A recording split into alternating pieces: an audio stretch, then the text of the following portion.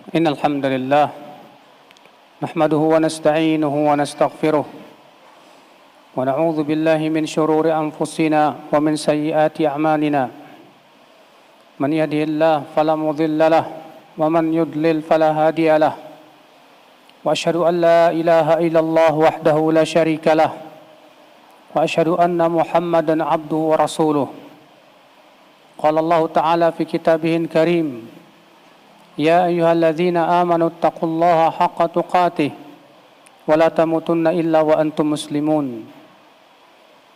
وقال تعالى يا أيها الناس اتقوا ربكم الذي خلقكم من نفس واحدة وخلق منها زوجها وبث منهما رجالا كثيرا ونساء واتقوا الله الذي تساءلون به والأرحام إن الله كان عليكم رقيبا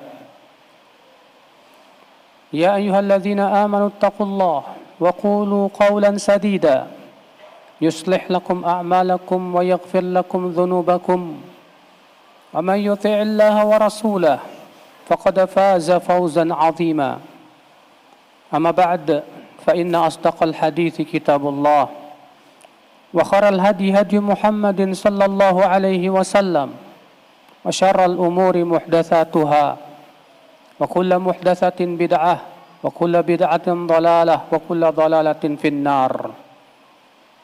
Ummat al-Islam, Nabi sallallahu alaihi wasallam menyebutkan dalam sebuah hadis, innallaha yubghidhu kulla ja'dhariyyin jawwab sakhabin bil aswaq jifatin bil lail himarin bin nahar alimin bi amri dunya jahilin bi amril akhirah. Sesungguhnya Allah benci kepada setiap orang yang sombong dan kasar dan suka berteriak-teriak seperti di pasar, di waktu malam bagaikan bangkai dan di waktu siang bagaikan keledai. Dia berilmu tentang dunia tapi bodoh tentang kehidupan akhirat.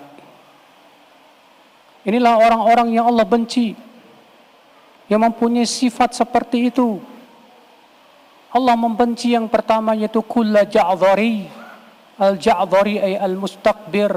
Orang-orang yang sombong kepada Allah dan sombong kepada makhluk-makhluk Allah. Rasulullah sallallahu alaihi wasallam menafsirkan makna sombong. Al-kibru batarul haqqi wa ghamtun nas. Sombong itu artinya menolak kebenaran dan menganggap remeh manusia. Ketika kita menolak kebenaran yang disampaikan oleh seseorang hanya karena dia lebih muda misalnya, atau karena dia bawahan kita misalnya, lalu kita tolak, berarti di dalam diri kita ada kesombongan. Ketika kita menganggap remeh orang lain karena ia misalnya lebih kurang ilmunya dari kita, atau karena lebih miskin dari kita, kemudian kita anggap ia remeh karena kemiskinannya, berarti di dalam hati kita ada kesombongan. Dan sesungguhnya orang yang sombong, kata Rasulullah, la yadkhulul jannah man kana fi qalbihi mithqala dzarratin min kibrin. Tidak akan masuk surga orang yang ada di hatinya ada sebesar biji sawi dari kesombongan. Kenapa? Karena ia telah menyaingi Allah dalam kesombongan tersebut. Karena sifat sombong hanya untuk Allah saja. Sebagaimana dalam hadis qudsi, Allah Ta'ala mengatakan, Al-kibriya uridai, kesombongan itu adalah selempangku. Faman naza'ani fih adzabtuhu. Siapa yang menyaingi aku dalam kesombongan itu, pasti aku akan azab dia. Manusia tidak berhak sombong karena ia adalah milik Allah. Dia butuh Allah. Semua kelebihan yang ia miliki adalah dari Allah Jalla wa'ala. Buat apa ia sombongkan ya akhal Islam?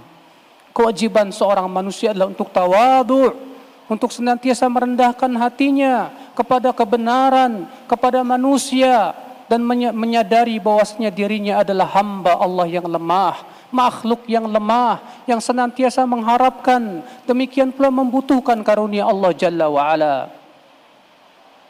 Yang kedua, ia kasar. di dalam ucapannya, kasar di dalam perbuatannya, dan Allah tidak menyukai orang-orang yang kasar, dan sebaliknya Allah cinta kepada orang-orang yang lembut. Sebagaimana Rasulullah sallallahu alaihi wasallam bersabda, innallaha rafiqun yuhibbur rifqa.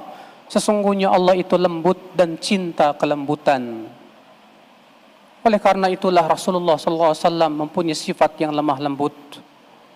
Bahkan ketika Allah memerintahkan Nabi Musa dan Harun untuk menasihati Fir'aun, Allah mengatakan, wa qula lahu qawlan layyinan la'allahu yatadzakkaru aw yakhsha. Dan ucapkan kepada Fir'aun dengan ucapan yang lemah lembut, mudah-mudahan ia mau ingat atau takut. Saudaraku seiman, kemudian sifat selanjutnya yaitu sakhabum bil aswaq. Suka berteriak-teriak seperti di pasar.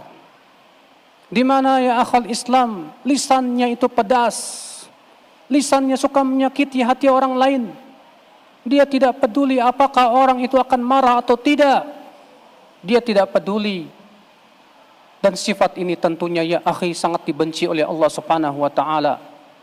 Dilaporkan kepada Rasulullah seorang wanita, di mana wanita ini rajin dia salat tahajudnya, banyak ia salat sunnahnya, dan ia pun sedekah dengan harta yang banyak sekali. Akan tetapi lisannya sering menyakiti tetangganya. Apa kata Rasulullah? Hiya min ahlin nar. Ia termasuk penduduk api neraka. Maka ya akhal Islam, seorang mukmin laisa bita'an wala la'an wala fahash wala badhi. Mukmin itu bukan orang yang suka mencela. Mukmin bukan orang yang suka melaknat. Mukmin bukan suka orang yang berkata kotor, berkata-kata yang membuat manusia yang lainnya sakit hati karena lisannya tersebut. Rasulullah SAW sabda, ya Aisyah, inna min asyaddin nasi adzaban yaumal qiyamah man wada'ahun nas ittiqa'a fuhsyih.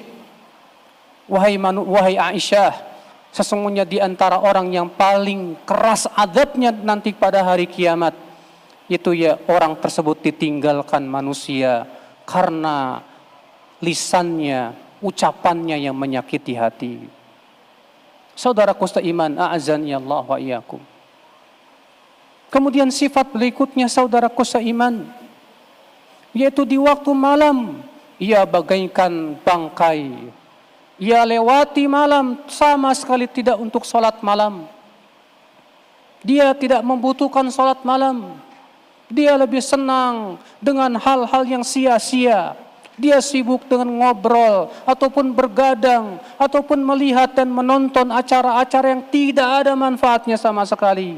Atau ia lewati hanya sebatas dengan tidur saja. Tidak ada keinginan di hatinya untuk berdiri kepada Allah, walaupun 1 rakaat di waktu malam. Imam Ahmad pernah ditanya tentang seorang laki-laki yang suka meninggalkan salat witir. Apa kata Imam Ahmad? Dzaka rajulun su, itu lelaki yang buruk, itu orang yang buruk, kata Imam Ahmad bin Hanbal. Karena sesungguhnya orang yang beriman, akhi, mereka sangat suka melewati malamnya dengan berdiri beribadah kepada Allah. Allah berfirman menyifati kaum ibadur rahman, walladzina yabituna li rabbihim sujada wa qiyama. Dan mereka yang melalui malamnya itu dengan sujud dan berdiri, bermunajat kepada Allah Subhanahu wa taala. Maka ya akhi, tidak pantas orang-orang yang mengharapkan kehidupan akhirat ia melewati malamnya bagaikan bangkai. Akan tetapi ia berusaha untuk ada waktu yang ia bermunajat kepada Allah, berdua-duaan dengan Allah Subhanahu wa taala. Allah berfirman, inna nasyi'atal laili hiya asyaddu wata'a wa aqwamu qila. Sesungguhnya ibadah di waktu malam itu lebih menguatkan hati, lebih mengokohkan hati, dan itu ibadah yang terbaik, kata Allah Subhanahu wa taala. Di waktu siang bagaikan keledai, ia malas, tidak ada semangat kepada kebaikan. Di waktu siang ia bagaikan keledai, tidak ada semangat untuk berbuat ketaatan. Di waktu siang ia bagaikan keledai, ia habiskan waktunya untuk hal-hal yang sia-sia, akhal Islam. Maka ya akhi, seorang mukmin berusaha bagaimana supaya waktu-waktunya bernilai pahala di sisi Allah Subhanahu wa taala. Karena itu adalah keinginan yang terbesar seorang mukmin. Dia ingin agar setiap waktunya mendapatkan pahala dari Allah Jalla wa Ala. Aqulu qouli hadza wa astaghfirullah li wa lakum.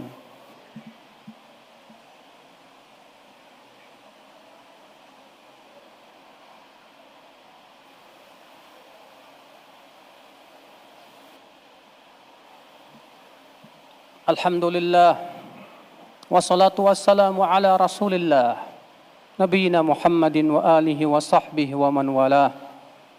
Wa asyhadu an la ilaha illallah wahdahu la syarikalah, wa asyhadu anna Muhammadan abduhu wa rasuluh.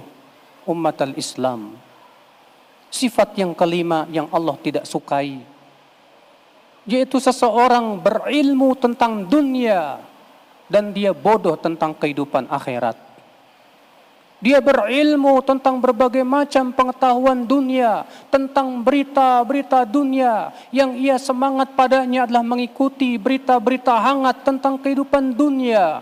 Tapi ia malas, dia tidak mau untuk mendalami ilmu akhirat, ilmu agama. Dia memandangnya sebagai ilmu yang remeh di matanya.